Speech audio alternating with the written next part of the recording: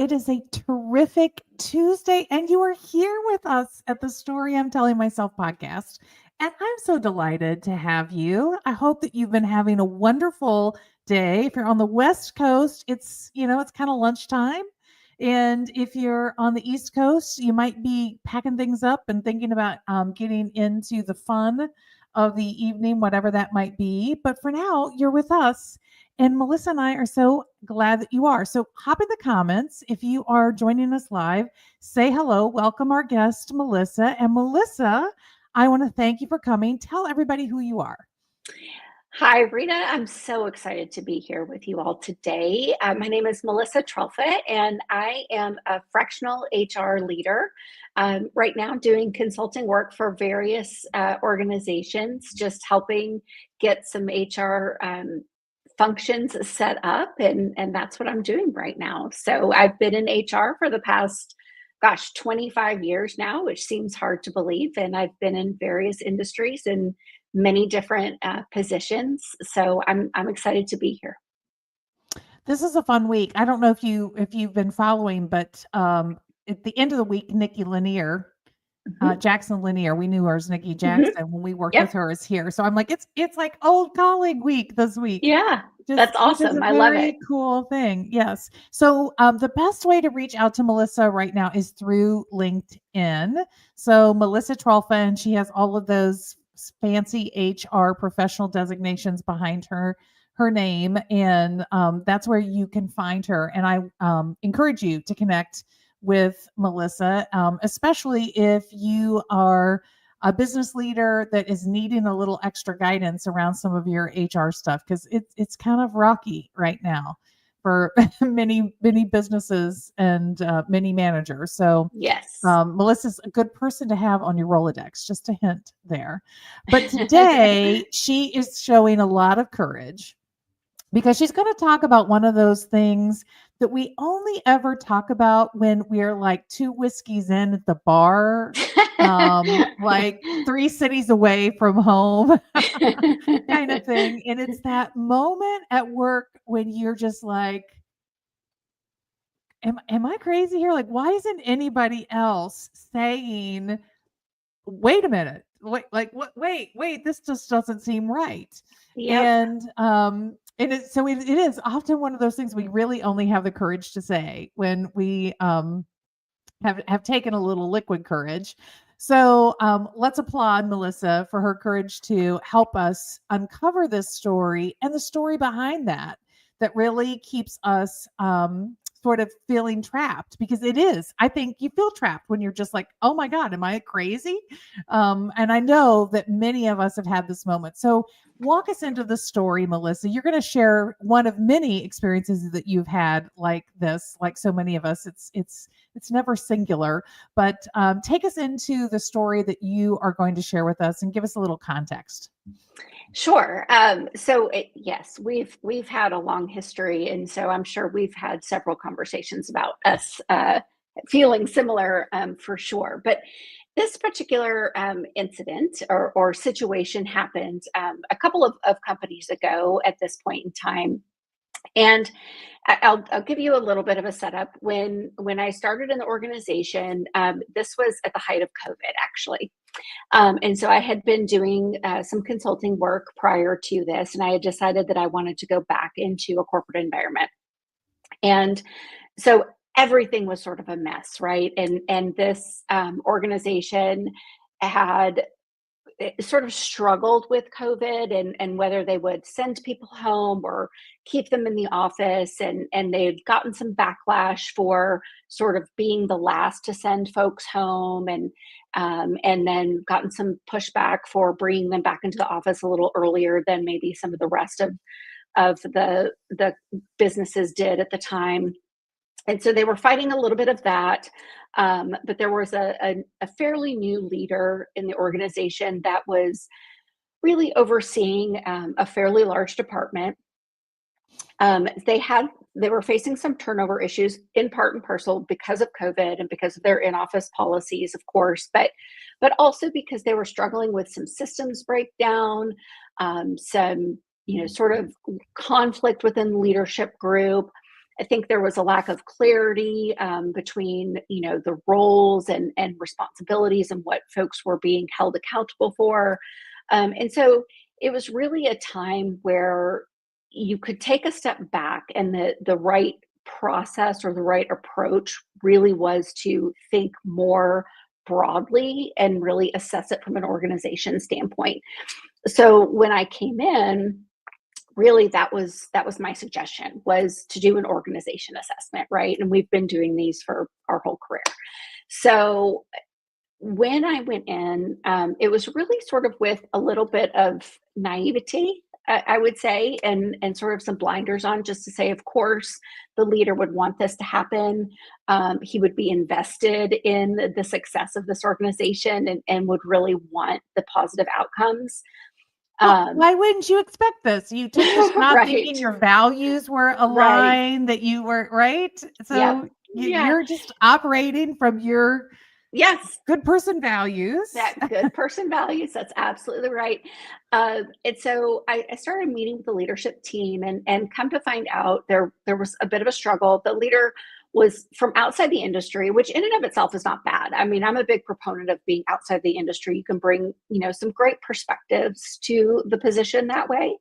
But when you are outside of the industry and sort of unwilling to actively listen and engage with your team, and really, dive into and listen and be a part of that conversation, and not prejudge things, then I think it creates, sort of more problems. So I started to sort of uncover that with the leadership team. And I sensed that there was a bit of fear in the leadership team, from speaking up.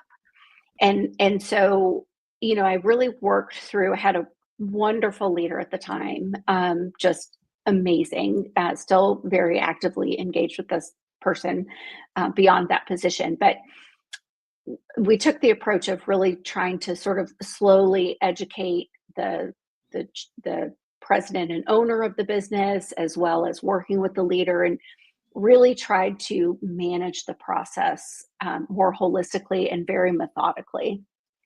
Um, and still trying to kind of move forward with the org assessment, still trying to kind of introduce ideas slowly, ended up doing the full org assessment. We had 2 offsites, got some really great data, because ended up meeting with all of the leaders, probably met with about 70% of the organization, could clearly point to major turnover issues, hiring classes and classes of people, which, in Louisville, Kentucky, there's only so much of a market, at the time.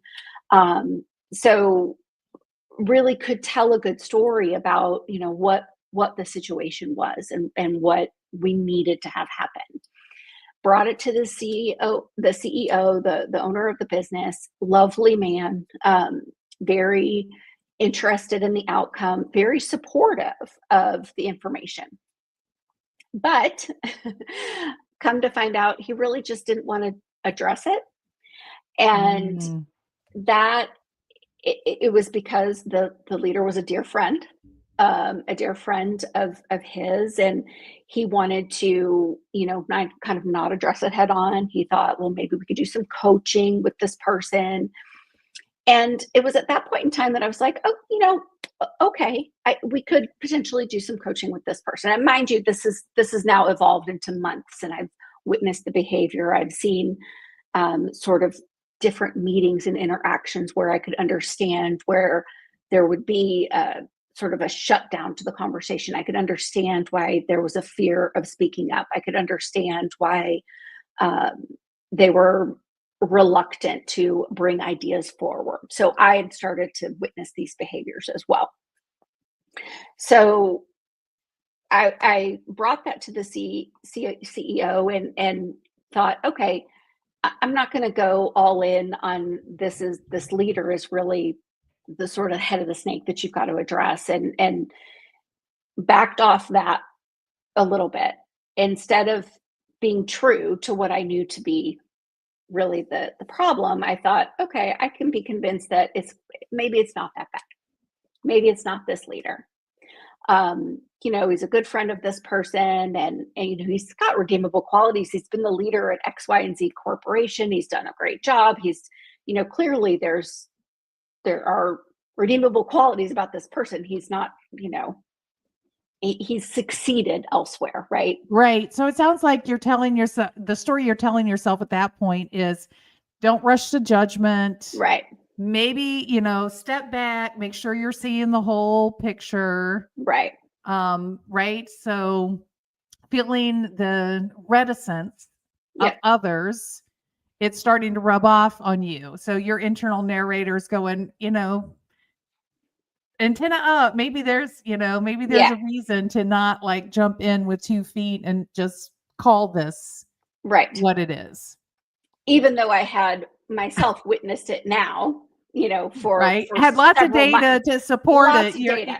Your internal narrator is still like, "Oh, danger, danger," and is telling Exactly. you back off a little Exactly. of this. And I just want to Back up. say, Sharon and Gary, love that you guys are with us today. Thanks for joining us. And whoever else is with us from LinkedIn, I can't see your username. It must be morning wherever you are. Thanks for coming to join us today on the story I'm telling myself. So keep going. So you're talking yourself out of. So I'm talking myself out of it because I thought, okay, I'm going to be compelled to listen to this person who I respected, and I thought, okay, success can be achieved with this leader. He can be coached, or we could work around the leader, which is just crazy now that I'm thinking about this, right? Like, we're going to work around the COO. Like, this is not actually the way to do things.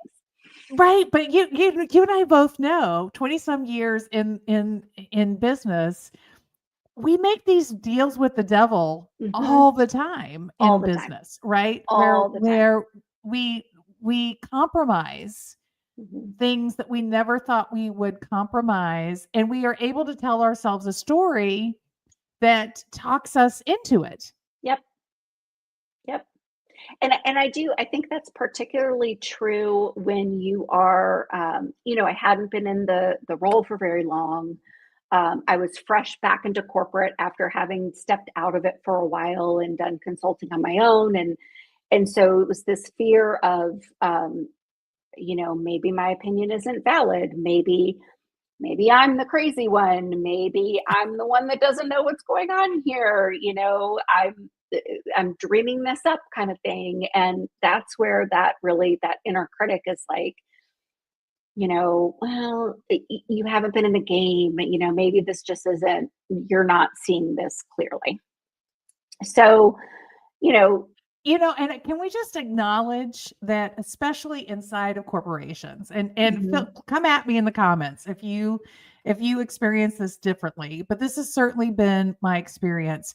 We expect a certain level of dysfunction, mhm, right? So I can imagine having been outside of it, Melissa, and you're stepping back in, and you already feel like they sort of took a risk bringing you in because you've stepped away, right? yep, So so the story you're telling yourself is you got to kind of prove your way here mhm, a little bit, right? Earn your stripes. sure, And then you say, well, of course this is dysfunctional. Like that's what you expect. Like right. all organizations are going to be. They're going to have the dysfunctional uncle, right? Who everybody in Right, the family is sort of walking on eggshells around or whatever, right? right. Yeah, absolutely, absolutely. So, And that uncle might be beloved, and you might jeopardize relationship yeah, by taking that on or calling that out for sure. Yeah. yeah. And I think that's the risk, right? And particularly, sitting in the HR seat, I was talking to a colleague of mine that HR is very often put in this spot where we're really heavily leaned upon, right, to uphold the integrity and honesty, and we really are leaned on in heavy, like, hard times. But then we're also sort of disenfranchised a lot, or sort of pushed Mm. aside a lot in times where the business is booming or we're not needed or whatever. And so it's sort of a take it or leave it relationship. And so that leaves you feeling like in this weird space where you're not really sure how valued you are. And so that relationship being so tenuous and you're unsure of it, you're just not quite sure how to act in situations like that. And I think that's where we start to really question ourselves. Well, and I think when you are in that position, you're sort of that moderator, that middleman or whatever.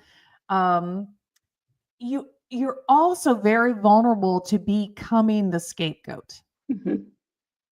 Yeah. And I've certainly been in that position where I felt like I walked myself right up into the space where it was just so easy for everybody to turn and all their ire on me Yep. instead of dealing with what the real issue is, which is their ire with one another. Sure. Yeah.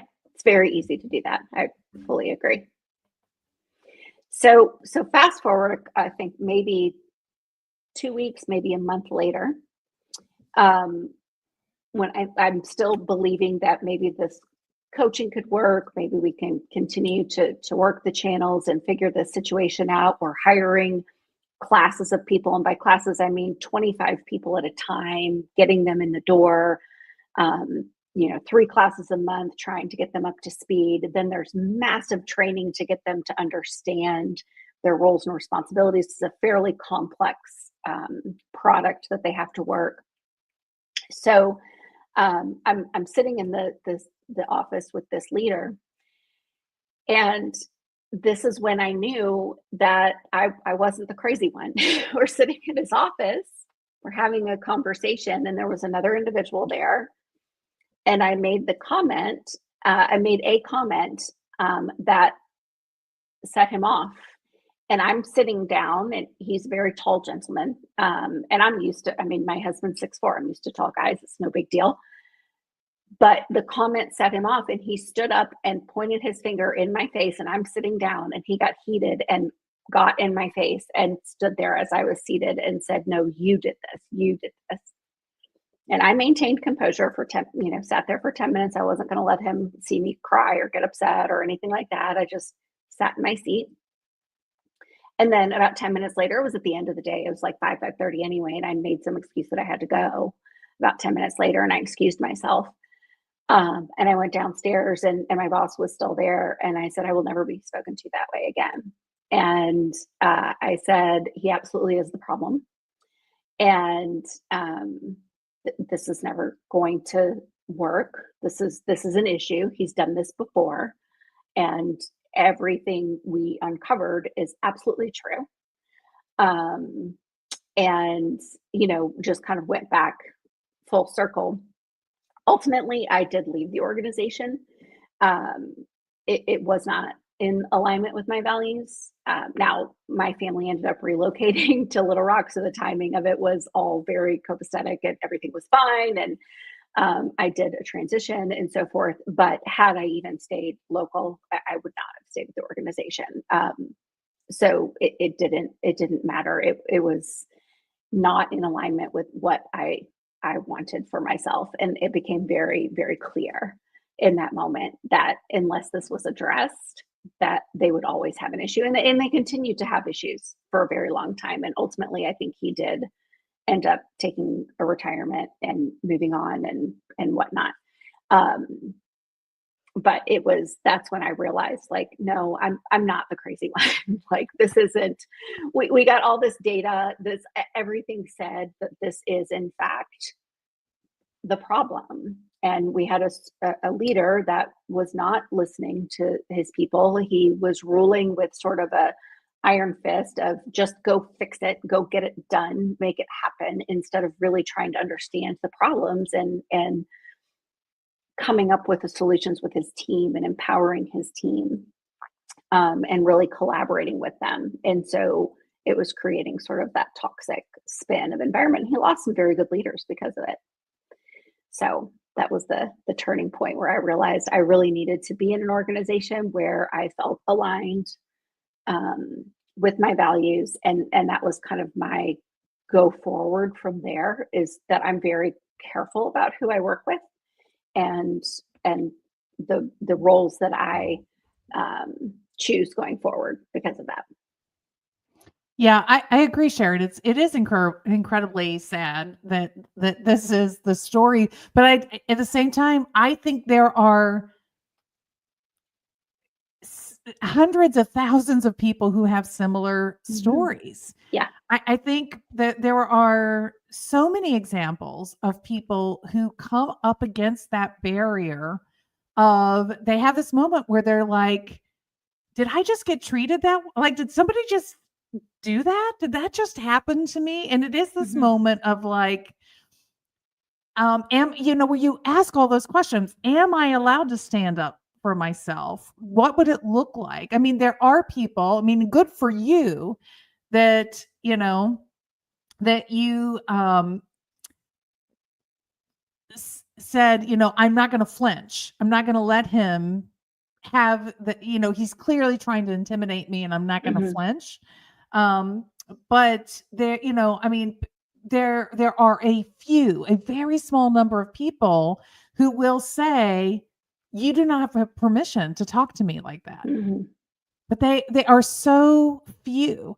And I think I would love to hear your take on what is the internal narrative that we have that prevents us from saying, well, wait a minute, that's not okay with me. What do Hmm. you think that is about observing people in the workplace for the decades that you have? So I think, so I will say that my one regret is to not have stood up in that office and tell him that to his face, to say, you will not speak to me that way. Um, and it was because my adrenaline was rushing. I mean, I can put myself back in that position in this moment in time right now, and I can tell you that my heart is racing. Like you know what I mean? I go back through that sort of fear response, and I will tell you that men do not have that same experience that women do. And it's not, I'm not saying this against men. I'm sure that there have been men that have been in that situation and it has been horrible for them as well. But I do feel that there is sort of that power dynamic, especially if it's a man speaking to a woman that way, that you're put into sort of that role where you feel sort of threatened, um, and you don't quite know how to act. And I think we are taught for so long to just be quiet and Yeah. listen to authority and respect authority. Um, and so I think it's interesting because, nowadays I think that millennials get their fair shake of a bad rap for, maybe their work ethic or the way they handle things or do things differently. But I have to say, I think that they also are empowered in a way that we weren't. You and I grew up in a very different age where it was respect authority. I lived in a household where my father ruled the roost. And it was still, my mother used the phrase often, wait until your father gets home. And so, you know, I just think that that still strikes a chord for those of us that are Gen Xers, and we still sort of abide by those confines or constructs of a hierarchy. And I'm hopeful See, that that won't be the case going forward. yeah, I mean, you're sparking a couple of things for me. Hopefully, my adult brain can keep track of both of them. But the most recent one is that I mean, it's a form of bullying, Yeah. and I do think, especially in the younger millennials, they came through an education system with anti-bullying campaigns, Hmm. and where bullying was talked about. And bullying happened when I was a kid, but Absolutely. no adults really got in the middle of any Mm-mm. of that, and kids didn't drag them into that either. I mean, there was sort of a separation of adults Hmm. and children in the time period that we were growing up that I think um, it merged a little bit differently Mhm. for the generations coming behind us. But I want to go back to what you said about men, because I suspect that when you talk to Black and brown men, that they might have not the exact same response that we have as women, but have a reason to have a similar Mhm. response. I mean, Mhm. I think it is a power dynamic. Yeah. And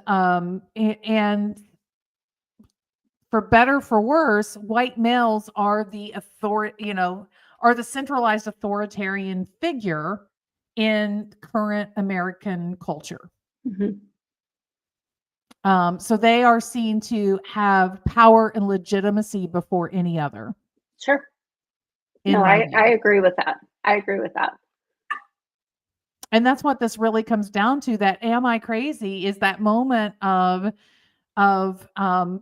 well, one, it's your values being violated. Mhm. And I think many people struggle. A lot of people have to go to therapy, or at least go to girlfriend happy hour therapy or something, and have somebody else name that for them before they recognize that that's even what is happening for them. So, like, in that moment, to help our listeners, what were some of your personal values that were being violated in that experience? So for me, my values system, I have a very strong justice gene. I very much, and I actually, bullies and bullying behavior is something that I absolutely cannot abide. Like, I just can't tolerate it. And it is in any sort of context, whether it's my kids, whether it's a group. I'm sorry, my dog keeps walking in and out. She's visiting us too. I love that she's visiting with us. It's good. She's very interested in the story we're telling ourselves. Um, so it's that people deserve respect in no matter who you are. So that's something that I really firmly believe and value. Um, Integrity and honesty is something that I really firmly believe and value. I think that um, that is what is was being challenged. Like, I didn't feel that that person was living into their word. I felt like they weren't being truthful with themselves and with others. And I felt like they were really undermining or putting others down in a way that wasn't fair. Um, and I can't, it's something that I can't tolerate. Now, my husband will tell you that there's a difference between being right and dead right. So he challenges me with that a bit. But that's just something that it's just who I am. And I'm a firm believer that everybody should be treated fairly. And when that is out of alignment for me, it's just something I can't continue to participate in. And I think that that is most human beings. Yeah. Most human beings are going to have their own internal scale where they are weighing out their equity in a situation. Am I being treated fairly in equitable ways? Mhm. And after a while, when that is not rising to the level that it needs to, people are going to start looking Mhm. for escape routes, right? I Yep. mean, you might buy their loyalty for another season, but it's not going to be for a lifetime if you're Right. treating them that poorly, right? Um, I think the other interesting thing that comes up for me about this story that happens is, I think, and you alluded to this, I think so many of us carry a story that it is our responsibility to make our boss happy. Mhm. So, again, we overlay mentally and subconsciously I think a lot of parental ideals into work settings, right? Mhm. So, so this person is the authority, the head of the group, Mhm. just like, like you said, your father was the head of the household, Mhm. and therefore, he has ultimate authority of decision making, and it's our job to meet his expectations, to deliver what he wants, to do these things.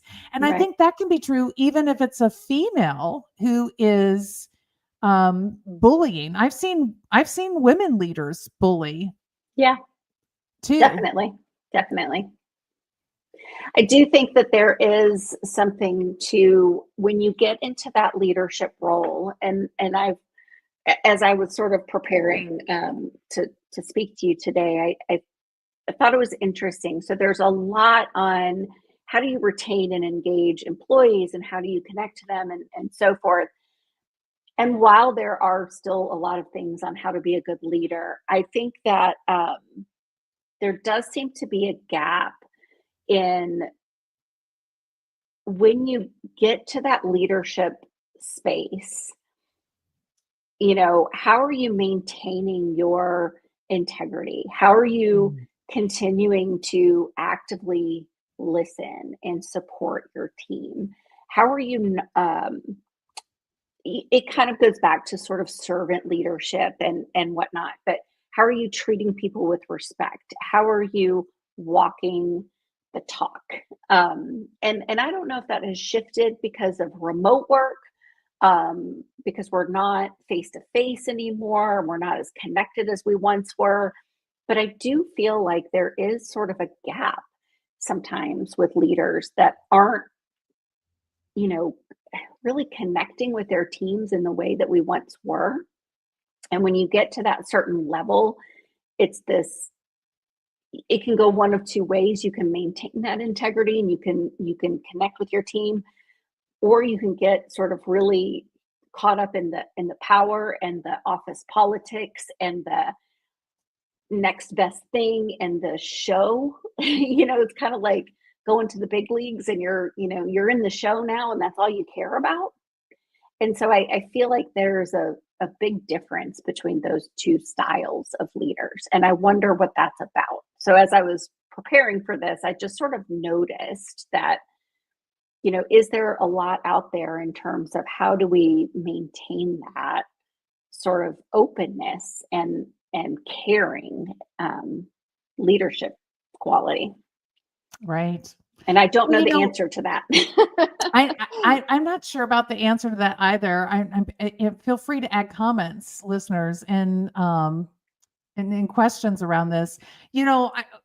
What what what you just shared, where it took me to, Melissa, is one of my recent "Am I the crazy one?" moment was hearing the statement that there's too much feminine energy in business right now, and it's time to bring the masculine energy back.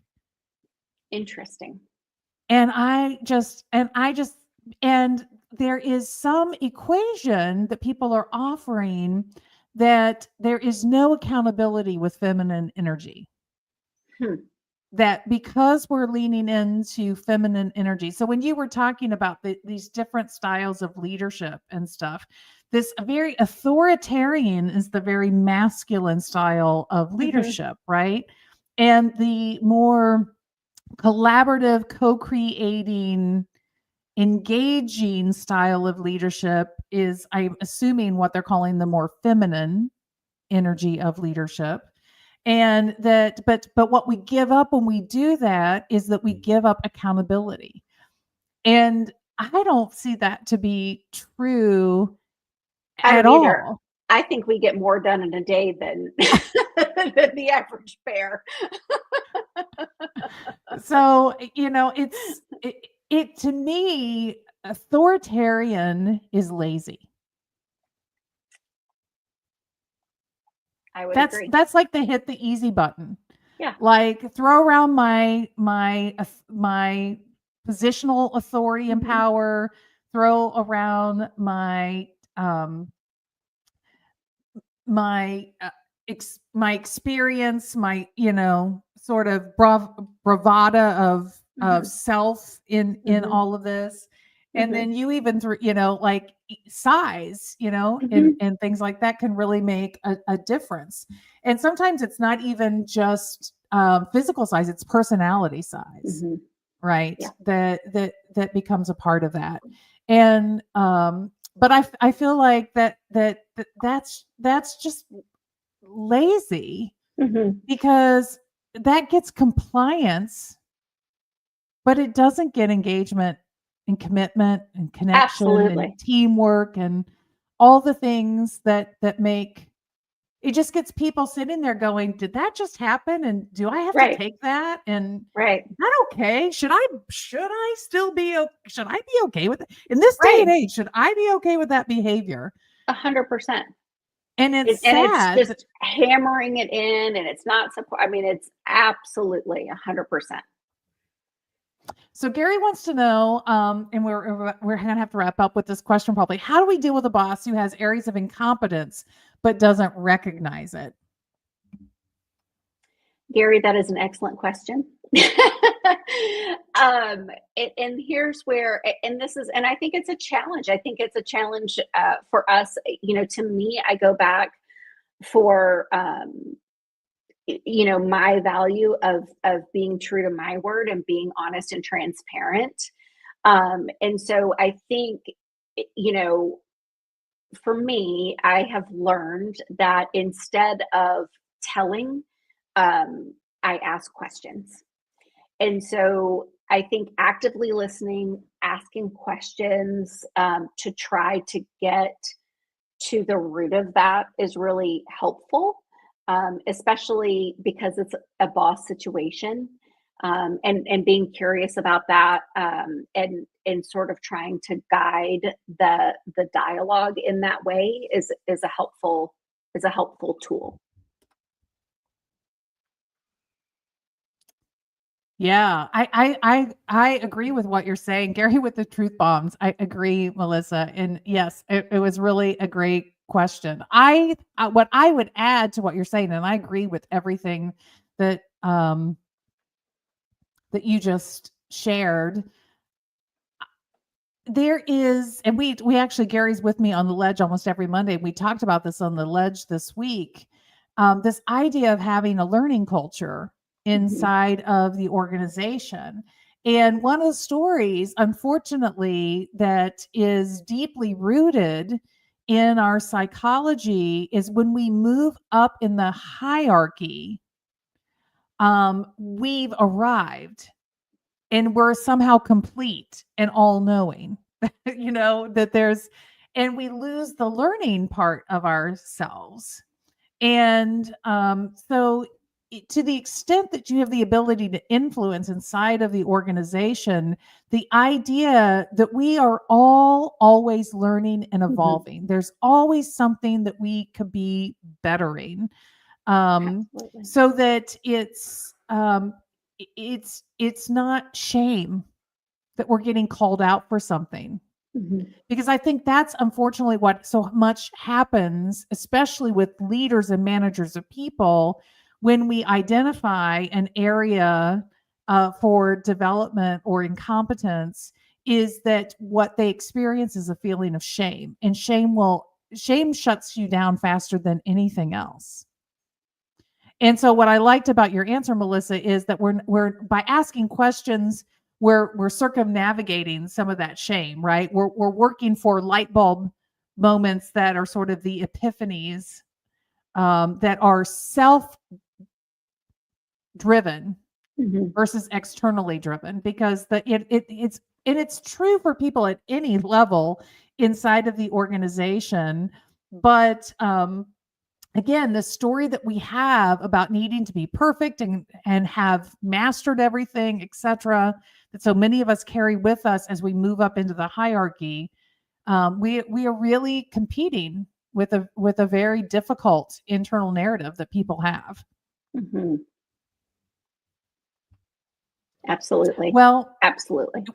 We are at time. I hate to say that because this has been such a lovely conversation. And I just want to say to the listeners that if you are asking yourselves those questions, like, "A- am I crazy? Is that really okay? Should that be happening?" The answer is probably no. No, you're No. not crazy. You're You not heard it here crazy, first. and ding ding ding, those are just the alarm bells that are ringing. um and so with that is a great time for you to really dig deep and understand your personal values and allow yourself the right to set boundaries Yes. around those values. And then if you need help with how to speak those values, get a coach, maybe talk to an HR Mhm. person, talk to a colleague. Melissa and I were coaching colleagues, Yeah. helping each other navigate through difficult and Gary said, use the no judgment approach. I love that. But those are my parting words of wisdom to you if you're having those moments. I'm going to let you close it out, Melissa. What would you like to share with the listeners before we go? I would just say, really echoing what you said about being in alignment with your values. Continue to just speak your truth and own that. Take ownership and accountability. Always treat people with respect. Actively listen. Make sure that you're asking those questions. Remain curious. And I love what you said about continuous learning. I am an avid learner. I would be in school for the rest of my life if I could. I love learning. So just know that you're not crazy, and it's okay to have those questions, and just use that as a way to dig deeper. Yeah, and maybe give yourself permission to say, Yeah, Wait a minute, I need to step away because I'm not feeling good about yeah, the direction of this conversation in this moment, and I'm really uncomfortable." that's right. You can not attack the other person, but still take care of yourself. Um, Along the way. So, but it's a practice. Look, all of us are working on it. You're Absolutely. not crazy and you're not the only one, and none of us does it perfectly, and we're all a work in progress. So just keep working on it. Yes. Just keep swimming, as Dory would say. I love it. Well, thank you everyone for being with us. I On Friday, my dear friend Dr. Nikki Lanier is with us. I'm trying to pull my calendar up. I think we start at 3 o'clock. Yeah, that's right. At 3 o'clock on Friday, come back. We're going to talk about her personal story as a mother, and navigating the challenges of fear that she had with her African American son at a time when the world was feeling very dangerous. And it's something that so many of us are stepping into again now in this moment in time. I think it's a timely opportunity for us to step out of the conversations about work and step into some more personal conversations about life in general. And you are going to love Nikki Lanier. So come join Nikki's us. That's amazing. She is Friday at 3 p.m. Come back. Thank you, everyone. Gary, Sharon, for being with us today, Melissa, and we'll see you again. Bye, everyone. Bye. Thank